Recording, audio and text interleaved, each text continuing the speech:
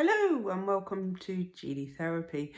Today I wanted to speak a little bit about rumination and overthinking. This is very common, very common.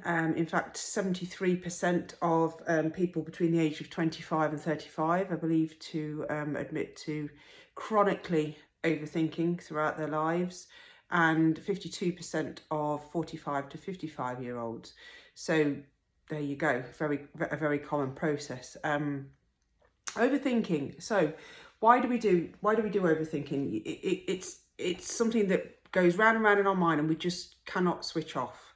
We just go over and over and over the same situation again and again and again, maybe wishing we'd done something differently, maybe wishing we hadn't said a certain thing, maybe thinking we should have said a certain thing, and it just goes round and round and round in our mind.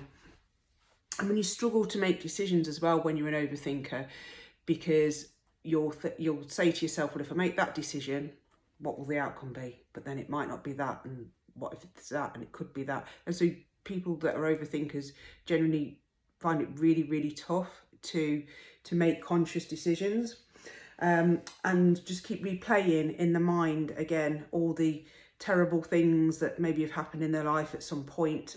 You go to bed to relax, you get into bed wanting to relax, and all of a sudden all the thoughts are there just going over and over and over. An example, one of my clients recently had made a mistake at work. He had put an order through incorrectly, which had cost the company a considerable amount of money. Now, at this point when he came to see me, he hadn't spoken to his boss. He'd made this mistake the day before he came to see me, and it was hugely weighing him down. He hadn't slept that night before. He'd played every possible scenario out in his mind, from losing his job to being put into prison to having to make back the money that he'd lost, to every possible scenario, just over and over and over replaying this. Turns out, when he actually spoke to his boss about it the following day, it wasn't actually that bad. They were able to rectify the mistake, and no money had actually been lost. So a prime example of spending all night overthinking, worrying himself into an absolute frenzy over something that, had he spoken to his boss about it at the time, would have been sorted. So chronic overthinking.